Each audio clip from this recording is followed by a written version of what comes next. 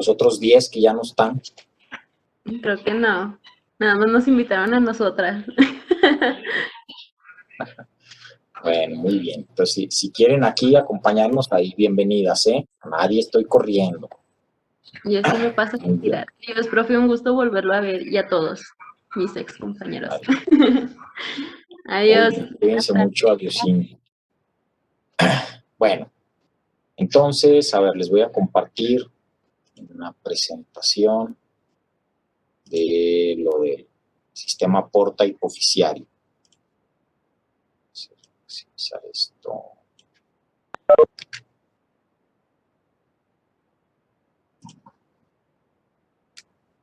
Hasta los grabé. Cuando pusieron la musiquilla los grabé con el Shadow Play.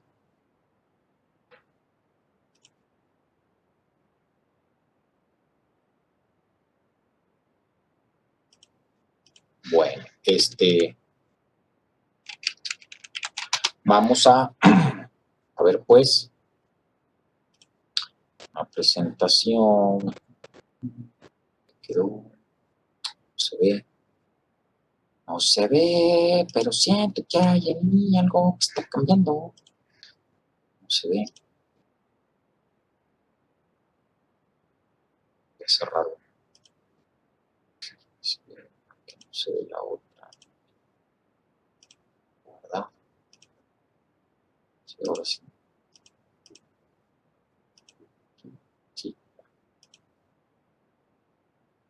Ahora sí.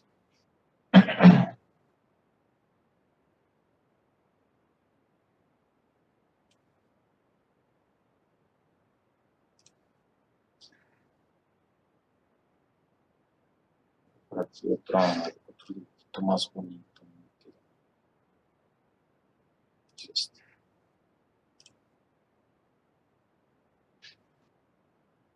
Bueno, habíamos dicho que había muchos de estos, ¿cómo se llaman? Muchos núcleos en el hipotálamo, ¿verdad?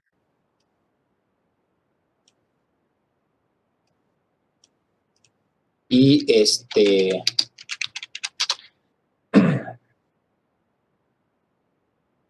que les había mencionado que no es necesario memorizarlos todos, ¿verdad? Pero tienen muchas funciones estos núcleos y no es necesario memorizarlos porque algunos de ellos ni están bien definidos ni qué función tienen y por eso no es necesario memorizarlos. Son muchos, están empalmados en 4 gramos de tejido nervioso, entonces no es necesario memorizarlos. Solo los vamos a mencionar. Les decía que era uno que está, el que llamado área preóptica. Algunos ni siquiera les llaman núcleos, sino área, porque no es un núcleo bien definido, sino una área con una retícula de núcleos donde no se sabe bien dónde empieza uno y dónde termina otro. Entonces, hay una área preóptica, hay una área hipotalámica anterior, un núcleo ventromedial, es núcleo hipotalámico posterior, núcleo dorsomedial, el área hipotalámica dorsal, el núcleo mamilar en su parte lateral y parte medial, el núcleo premamilar, el núcleo arcuato o infundibular también le llaman, el núcleo supraquiasmático, el núcleo supraóptico y el núcleo paraventricular. Y los únicos que les dije que memorizaran y que quiero que sigan memorizando son el núcleo supraquiasmático, el supraóptico y el paraventricular. Eso sí. Recuerden que es muy importante el núcleo supraóptico y paraventricular porque esos a través del fascículo hipotálamo hipoficiario van a llevar la oxitocina y la vasopresina hacia la neurohipófisis. Y el núcleo supraquiasmático es importante porque tiene que ver con los ciclos de sueño y vigilia. Bueno, dicho esto, ahora sí vamos a hablar del sistema porta hipoficiario. Si se acuerdan, tenemos 2 sistemas portas. Uno es el sistema porta hepático y el otro es el sistema porta hipoficiario. ¿Ustedes se acuerdan qué características tiene el sistema porta? No sé si ya se los había preguntado, pero ahorita se los vuelvo a preguntar. Eso en anatomía e histología lo debieron de haber visto.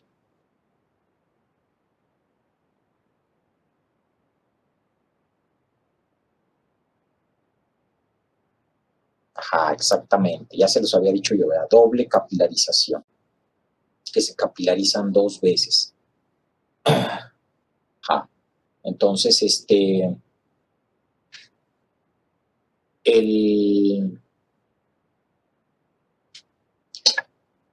sistema porta hipoficiario es el que va a transportar, fíjense bien, vienen, se capilarizan aquí, recogen del tuber cinerium o la parte infundibular, la parte más baja del hipotálamo, recogen los factores liberadores, que son hormonas que son liberadas por algunos de estos núcleos de acá arriba. Sus axones van a terminar aquí en esta zona, se liberan en el intersticio del tejido nervioso de esta zona alrededor del núcleo arqueado, y luego el sistema porta hipoficiario va a recoger esos factores liberadores. Ahorita vamos a ir viendo cuáles son esos factores liberadores, y van a llegar a la adenohipófisis, y en la adenohipófisis esos factores liberadores van a provocar la síntesis y secreción de varias hormonas, que ahorita vamos a ir viendo una por una. Y luego, las que llegan a la neurohipófisis nada más son dos, la oxitocina y la vasopresina. Esas no requieren de factores liberadores, ya que ellas son transportadas a través del fascículo hipotálamo hipoficiario hasta la neurohipófisis. Es un fascículo que va a ir del núcleo supraóptico y paraventricular hasta la neurohipófisis. Es más, lo vamos a pintar nosotros.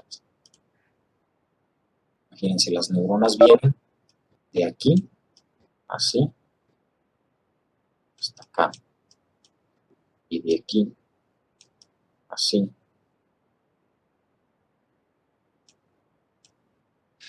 Y ese es el fascículo, es el fascículo hipotálamo hipoficiario, que también les dije que lo memorizaron para el examen. Bueno, dicho esto, del sistema porta hipoficiario, vamos a hablar ahora del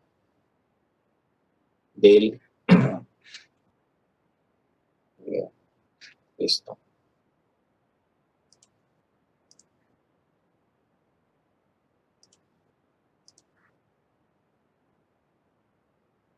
Vamos a hablar ahora de los factores, digo, de las hormonas ya como tales.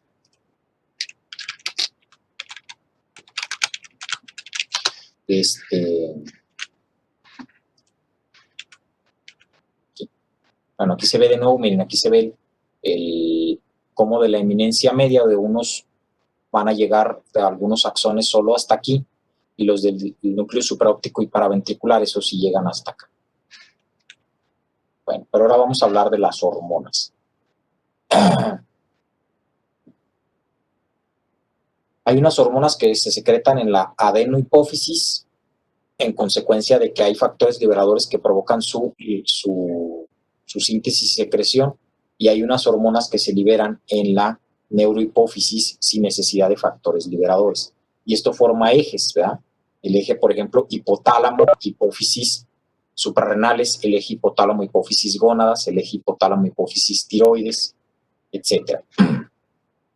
Eso lo van a ver con mucho detalle en Fisiología 2. Creo que al final del curso deben de ver endocrinología. Entonces yo no les voy a hablar a fondo de las funciones, solo les voy a dar así como un panorama general de las funciones de las hormonas, pero sí lo suficiente como para entretenernos más o menos, porque son muchas y las funciones también son muchas las que tienen. Entonces vamos a empezar hablando de la hormona, la ACTH. Bueno, de esta que no tiene mucha importancia. Aquí me dicen por qué la ponen. Esta es una lipotrofina o lipotropina. La lipotrofina es una hormona que tiene que ver con un efecto sobre la movilización de los ácidos grasos desde su almacén como triglicéridos en el tejido adiposo. Y también tiene que ver con la proliferación de melanocitos, junto con una hormona que se llama hormona estimulante de las colonias de melanocitos.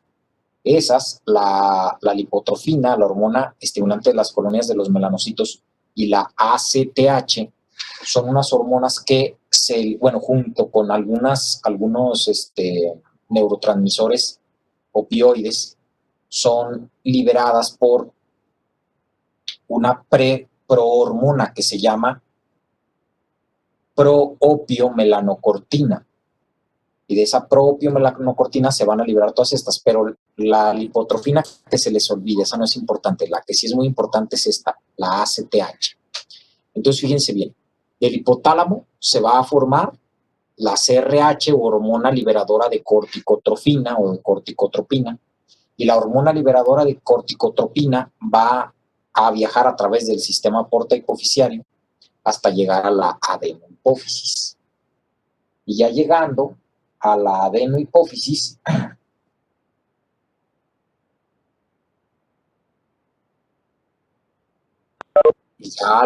llegando a la adenohipófisis,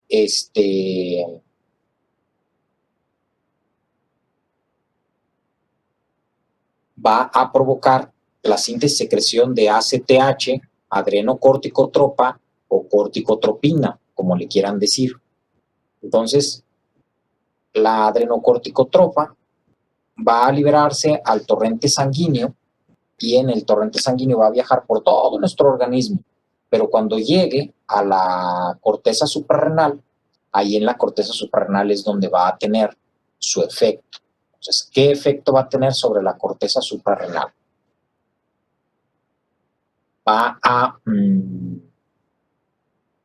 a provocar, fíjense bien, la síntesis y secreción de mineralocorticoides y de glucocorticoides. Mineralocorticoides no, de glucocorticoides y de andrógenos suprarrenales. La glándula suprarrenal se divide en dos partes, la médula suprarrenal y la corteza suprarrenal. En la médula suprarrenal, ¿se acuerdan qué hormona se libera? Es una súper importante que de diario oyen de ella y hasta en los comerciales salen y todo el mundo, aunque no estudie medicina, saben de esa hormona, que también funciona como neurotransmisor, pero cuando la libera la médula suprarrenal funciona como hormona.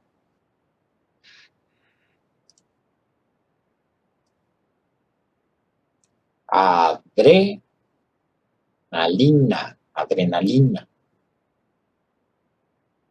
Entonces se libera adrenalina. Y luego, esa adrenalina va a ir al torrente sanguíneo y va a provocar sus efectos, ¿verdad? Pero la médula suprarrenal no tiene nada que ver con la ACTH o adrenocorticotropa. La que tiene que ver es la corteza suprarrenal. Y la corteza suprarrenal tiene 3 capas.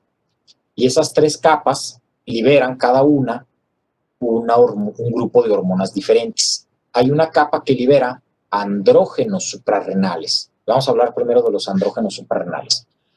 Estos andrógenos suprarrenales son los encargados de provocar los caracteres sexuales, bueno, más bien el crecimiento del vello axilar y púbico en las mujeres, porque las mujeres tienen tan poquita secreción de andrógenos que los andrógenos suprarrenales son los que dan esa característica de carácter sexual secundario en la mujer. En el hombre realmente no tienen tanta importancia porque la mayoría de los andrógenos los van a producir el testículo. Y estos andrógenos suprarrenales a lo mejor no guardan mucha importancia en condiciones fisiológicas, pero en condiciones patológicas sí, porque puede darse, por ejemplo, una hiperplasia suprarrenal congénita, es de las patologías más comunes de la glándula suprarrenal, la hiperplasia suprarrenal congénita, en la que hay defectos en las enzimas y se producen excesivamente de manera patológica los andrógenos suprarrenales, y entonces puede haber en algún paciente femenino androgenización o genitales ambiguos en consecuencia de esto. Ya lo verán ustedes con más detalle cuando vean sus clínicas. Para no entretenerme más allá, nada más así lo dejamos. Andrógenos suprarrenales.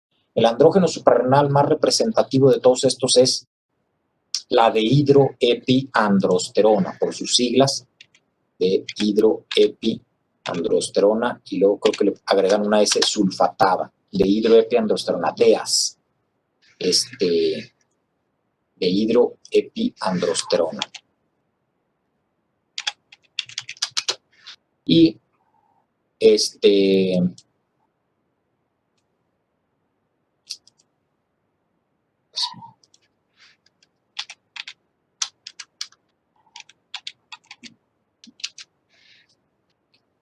esa de hidroepiandrosterona sulfatada, pues es la más representativa. Ahora nos pasamos a los mineralocorticoides. Bueno, los andrógenos suprarrenales son sintetizados y liberados por orden de la ACTH. Entonces, mientras más ACTH haya, más andrógenos suprarrenales va a haber. Por eso hay algunas patologías en las que si hay mucha ACTH, pues puede producirse muchos andrógenos suprarrenales. Ahora, otras serían los mineralocorticoides. El más representativo de los mineralocorticoides es la aldosterona. Se les llamó mineralocorticoides porque tienen un efecto muy notorio sobre la concentración de los minerales, para ser más específicos, entre el sodio y el potasio. Provocan absorción de sodio en el túbulo contorneado distal y con eso reabsorben agua. Es tan importante la aldosterona que si no tuviéramos aldosterona nos morimos a los pocos días. Entonces es súper importante. Hay una enfermedad que se llama enfermedad de Addison, en la que no hay aldosterona porque es una enfermedad autoinmune que destruye las glándulas suprarrenales, la corteza de la glándula suprarrenal. Entonces, pues se mueren los pacientes. De hecho, en estos pacientes, al no haber un feedback negativo, no haber una retroalimentación negativa por parte de los andrógenos suprarrenales y principalmente del cortisol, se empieza a liberar mucha propiomelanocortina para que se secrete mucha ACTH. Pero como la propiomelanocortina también lleva la propiomelanocortina lleva la hormona estimulante de las colonias de los melanocitos. Y esa lo que hace es que la colonia de los melanocitos hace que la piel se pigmente muy oscura. Entonces las personas por eso las personas que tienen enfermedad de Addison están así súper morenitos de la piel.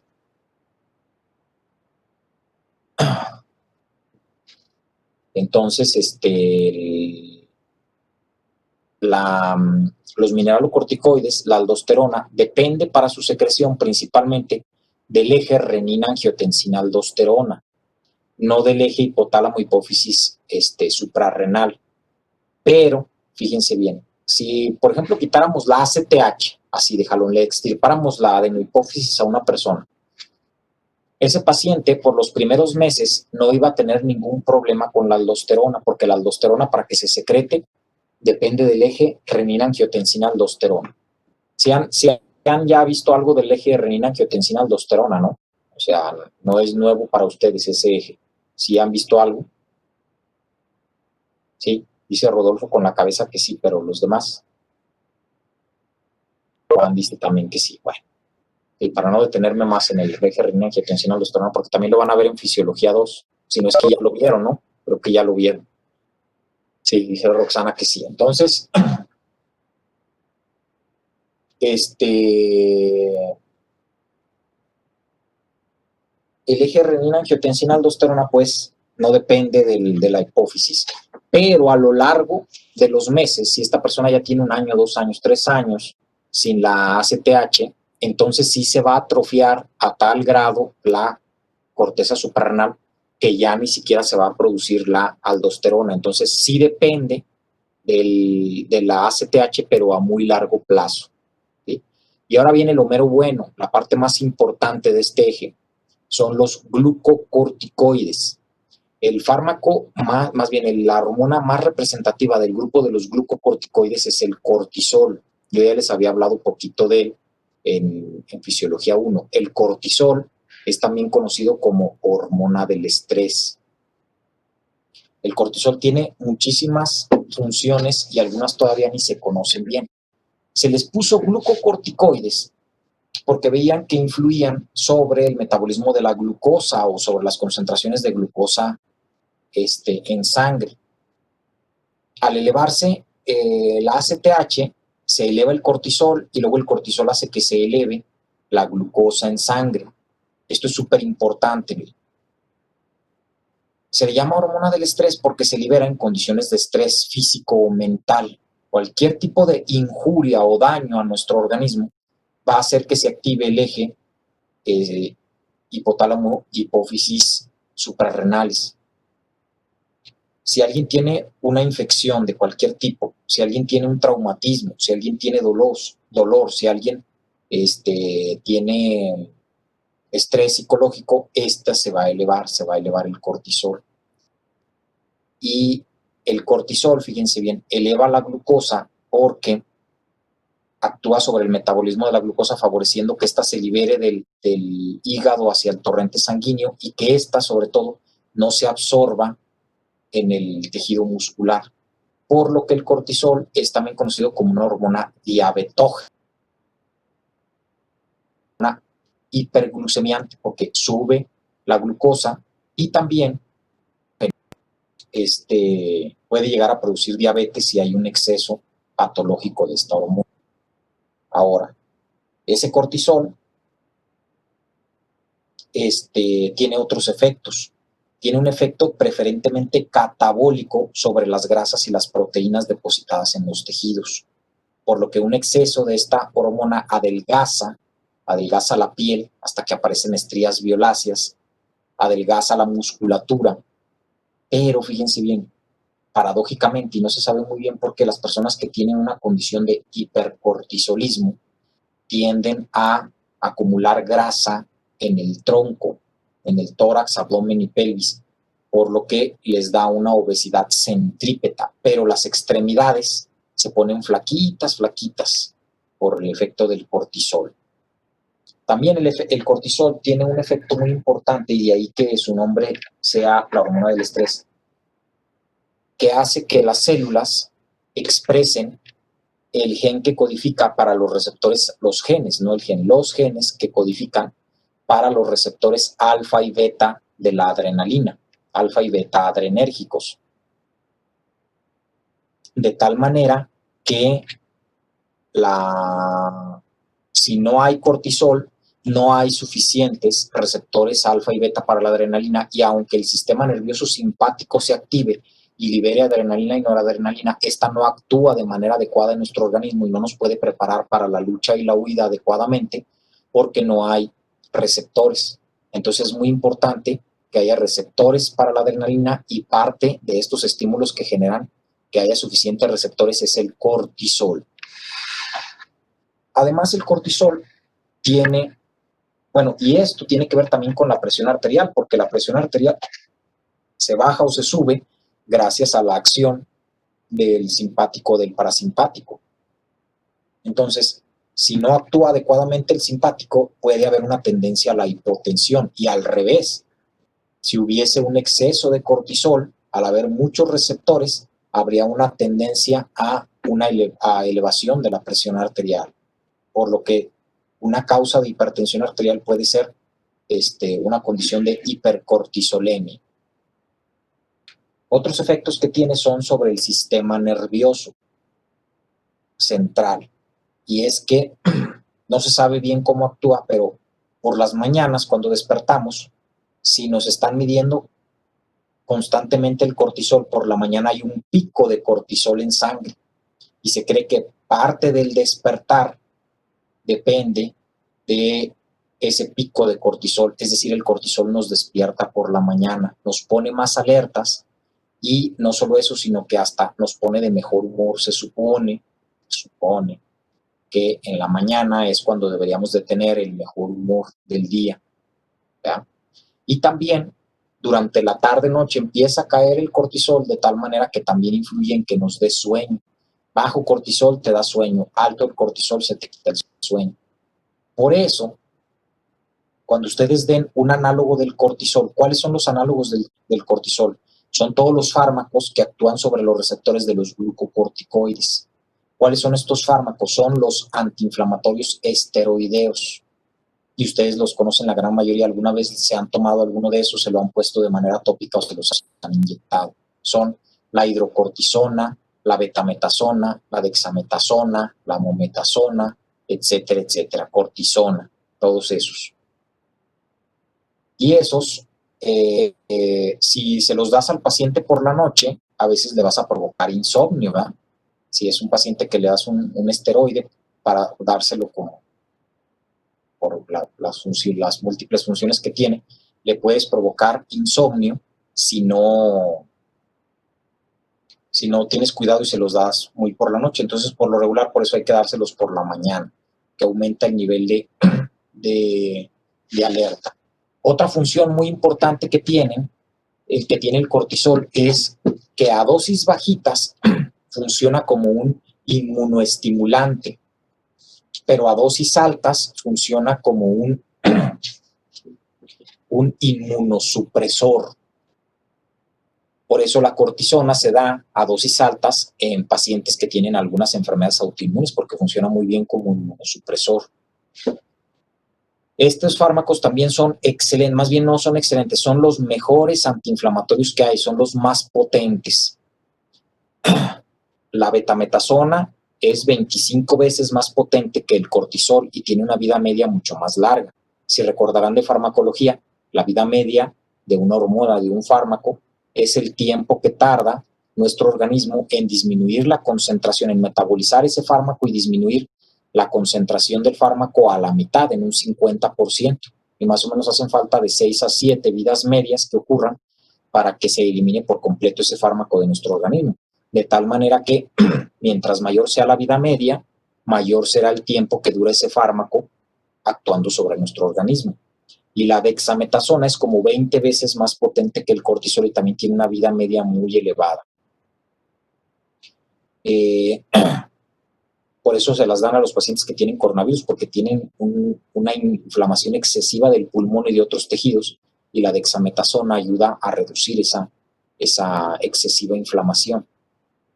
Claro, se da solo en pacientes que están graves, vean, un paciente que tiene un COVID leve no hay que darle dexametasona y menos a dosis industriales porque le va a causar una inmunosupresión y se va a poner peor, ¿verdad? En vez de que le ayude, le va a empeorar. Bueno, al ser antiinflamatorios, hacen lo mismo que los antiinflamatorios no esteroideos como el paracetamol, el ketorolaco, diclofenaco y todos estos, pero lo hacen mejor porque bloquean la formación de la transformación más bien la acción de la lipoxigenasa. Y ya no se forman ni prostaglandinas ni leucotrienos. Y en consecuencia son muy buenos analgésicos, son excelentes analgésicos. Entonces funcionan como analgésicos, como antiinflamatorios, como inmunosupresores. Funcionan para la alergia, ¿verdad? O para algún otro tipo de problema inflamatorio.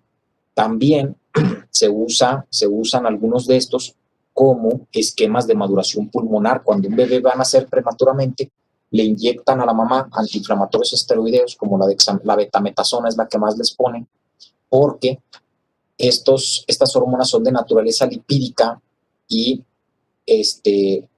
sustituyen la acción del agente surfactante del pulmón para que el bebé cuando nazca tenga sus pulmones en condiciones de respirar por sí mismo y no le dé un síndrome que se conoce como membrana hialina. Pero fíjense qué curioso, cuando les dan así a las mamás embarazadas, si nomás porque no les voy a dejar este semestre un trabajo de fichas, si no les diría que hicieran una ficha de por qué el uso de la betametasona se asocia a trastornos mentales en los bebés a los que les dieron esquemas de maduración pulmonar. Bueno, entonces tienen muchos usos, ¿verdad? Una condición de hipercortisolemia en la que haya mucho cortisol se conoce como síndrome de Cushing. Síndrome de Cushing. Y ese síndrome de Cushing se caracteriza por obesidad centrípeta, atrofia de la musculatura de las extremidades, de la piel, adelgazamiento de la piel, aparición de estrías violáceas porque está aumentando de peso el tronco y la piel está tan delgadita que se rompe. También favorece el acúmulo de algunas proteínas en el intersticio, lo que genera una condición que se conoce como mixedema, es decir, se acumula más líquido en el intersticio de todo el cuerpo y causa una cara de luna llena, dicen así, una cara como redondita en los pacientes. Va a causar también hipertensión por un exceso en la expresión de receptores alfa y beta de la adrenalina, y es por eso también que los análogos del cortisol se utilizan para tratar el estado de choque en un paciente. Cuando un paciente se está chocando, se le ponen esteroides a dosis altas, porque estos esteroides, al aumentar los receptores alfa y beta, hacen que responda mejor al estado de choque. Entonces se dan para tratar el estado de choque también, pero en exceso pueden causar hipertensión. También, fíjense bien, tiene un efecto, así como reabsorbe proteínas de la piel y de la musculatura, también lo hace con el hueso. Reabsorbe la matriz ósea y eso provoca osteoporosis. Entonces, los pacientes que tienen síndrome de Cushing tienen osteoporosis, hipertensión, diabetes, obesidad centrípeta, adelgazamiento de la piel, aparición de estrías violáceas, tienen cara de luna llena y tienen también, bueno, ya, hasta ahí. Este Cushing puede ser farmacológico o puede ser un Cushing, pues que se desencadenó por a lo mejor un tumor productor de ACTH, un tumor productor de cortisol o algún trastorno genético que haga que no se codifique una enzima de manera adecuada, y eso también lo puede llegar a causar. ¿Vale? Bueno, entonces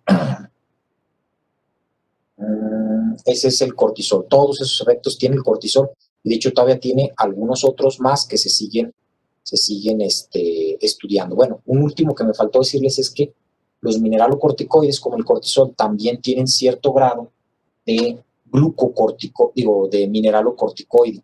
Tienen acción mineralocorticoide a pesar de que son glucocorticoides. Es decir, también actúan sobre los receptores para la aldosterona y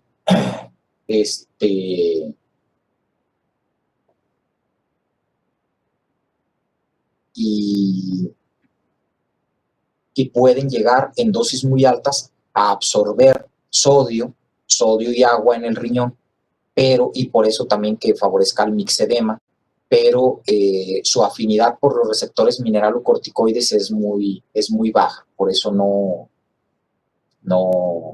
es irrelevante la acción mineralocorticoide que tienen lo del cortisol. Bueno, hasta aquí no sé si tengan dudas. Ese es el eje hipotálamo, hipófisis suprarrenal. Ahora, ¿qué importancia tiene este eje hipotálamo, hipófisis suprarrenal? Es muy importante porque siempre se va a activar cuando el paciente esté en condiciones de estrés. O sea, pues que este paciente lo atropellaron, va a estar el cortisol por los cielos y se le va a elevar la glucosa. Que este paciente tiene neumonía, se le va a elevar la glucosa porque va a estar elevado el cortisol. Que este paciente le duele muchísimo la cabeza desde hace 2 días, va a estar elevado el cortisol. Y entonces, si un día les llega, imagínense, a ver, Marco, te voy a preguntar a ti y luego los demás que te ayuden. Marco, imagínate que llega un paciente a urgencias. Llega un paciente a lo mejor de la edad de ustedes, ¿no? Entre 18 y 25 años. Un paciente de 25 años llega. Lo atropellaron. Está inconsciente. Está politraumatizado. Ponle una fractura en el fémur del lado derecho y el húmero del lado izquierdo, y tiene 3 costillas rotas. Y le estalló el vaso y lo van a meter a cirugía para sacarle el vaso porque está teniendo una hemorragia. Está en estado de choque también porque perdió mucha sangre. Y te dicen a ti, chécale la glucosa, y le checas la glucosa y la glucosa la trae en 320. ¿Tiene o no tiene diabetes ese paciente? Porque la definición dice que arriba de 200 en cualquier momento es diabetes. ¿Sí se acuerdan que eso les dije cuando hicimos la práctica de la curva de tolerancia a la glucosa en Fisiología 1? Entonces yo te pregunto, Marco, ¿tiene o no tiene diabetes ese paciente?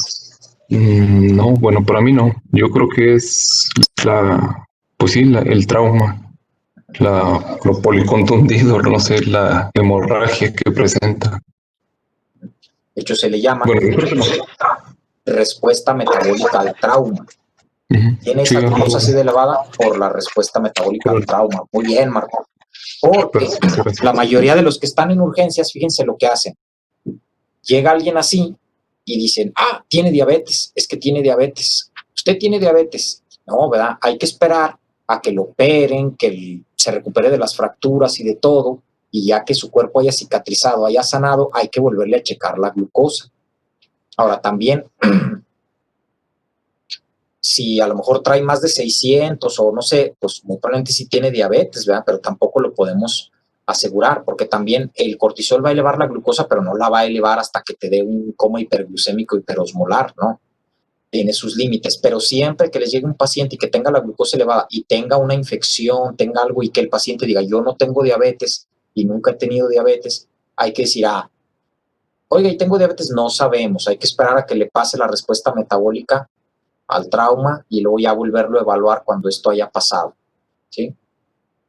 Muy bien, entonces ahí, de hecho, miren, también se utilizan los receptores para el cortisol en los linfocitos B para, porque vean cómo también tiene que ver con el sistema inmune, ¿verdad? O sea, tiene su efecto sobre algunas células del sistema inmune y muchos más que no hemos descubierto.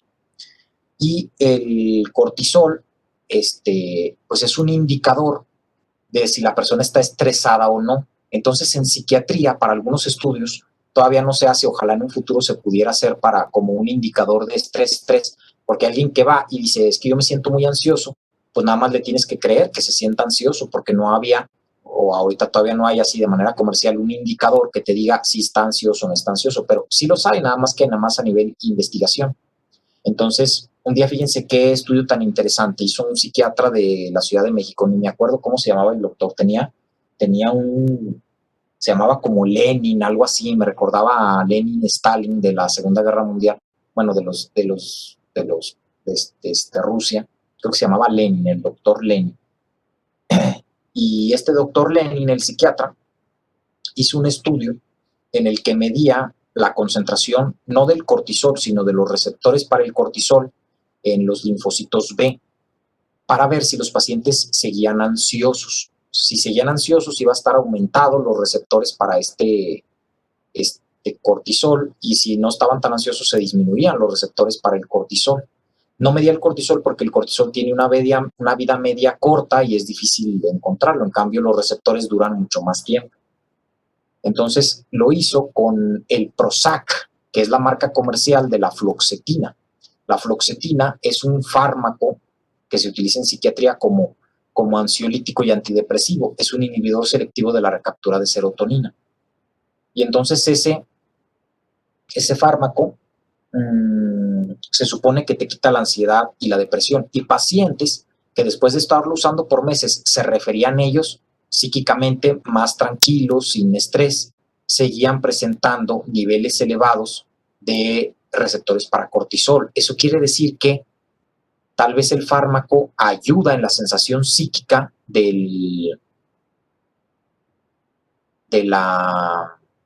ayuda en la sensación psíquica de ansiedad, pero no quita la ansiedad de raíz, porque se sigue activando el eje hipotálamo hipófisis suprarrenal. Muy bien. Entonces, ¿tienen dudas de lo que vimos ahorita?